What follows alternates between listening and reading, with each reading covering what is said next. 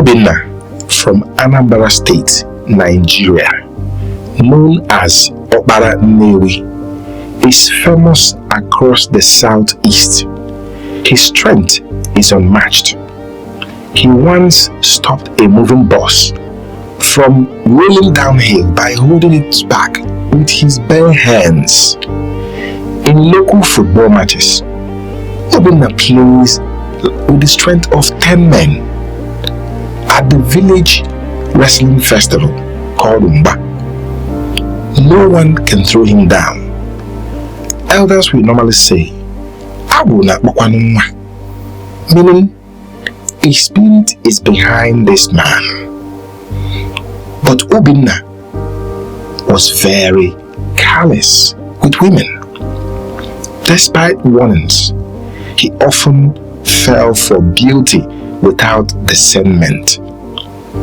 At the Iruji, which is New Yam Festival, Amara arrived from Lagos in glamorous attire, catching everyone's eyes.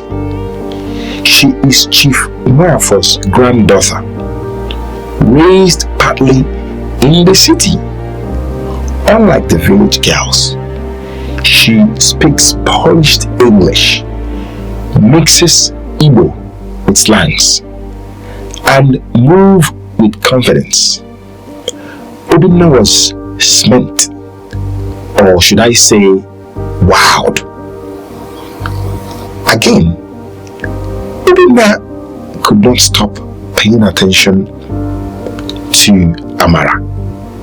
Against his mother's warning and Pastor Chike's preaching, he pursued Amara. Amara pretended to resist Obinna, but secretly enjoyed his attention. However, Chief Nwafo was seriously seeking Obinna's downfall. So, he encouraged Amara, whispering, "Find Obinna's weakness. This one thinks he cannot be tamed. But every mighty Iroko has an axe waiting to cut it down." Like they say, a stubborn fly follows a dead body to the grave. Obinna refused to listen to anyone. Amara played the long game. She praised Obinna, flattered his ego, and told him, "You are strong, but I want to know the secret behind your strength. Every man has something he can live without." At first, Obinna took it for a joke. He told Amara it was palm wine. That once he's given palm wine in excess and he gets drunk, his strength is gone and he becomes like every other person.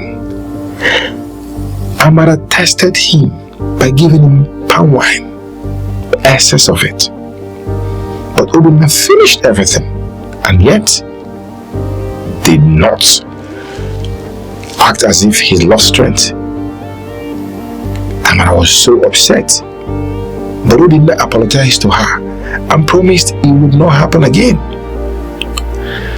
Amara continued asking Obinna the same question, but Obinna this time told her that his strength is in the wrestling charm.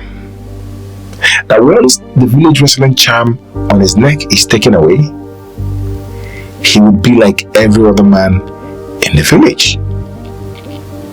That night, Amara took off the wrestling charm from his neck. The next morning, Amara stepped out of the house and raised a false alarm, pretending some group of boys Chief Nwafo arranged to capture Obinna and deal with him were coming to take her. Obinna rushed out of the house as soon as he heard Amara screaming, "Obimo, save me!" Obinna fought the boys, about 10 of them, and defeated them. Amara discovered that Obinna had lied to her again.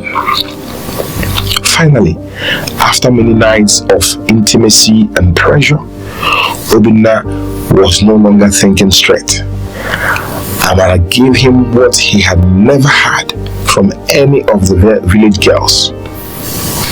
Obinna finally gave in to Amara's request. He revealed the secret of his strength. According to Obinna, his late father had dedicated him to God, Chineke, during his birth. His strength lies in a covenant symbolized by his uncut dreadlocks, which his mother had never allowed him to cut. Amara smiled and asked, "Oh, dedicated to Chineke?" He said yes, pretending to love him, caressing his hair, plaiting the thoughts and planting the thoughts of modern looks to Obinna. She begged Obinna, "Obim, please go to the city with me," promising Obinna that there would be lots of opportunity there for a strong man like him. Obinna finally agreed to go to the city with her against his mother's wish, claiming he wants to go and make money to build a better life for both him and his mother. On arrival to Lagos, Obinna was amazed. With the skyscrapers, the busy roads, everything looked so different. Well, Amara took Obinna to the house, a well-furnished apartment. Everything was going well.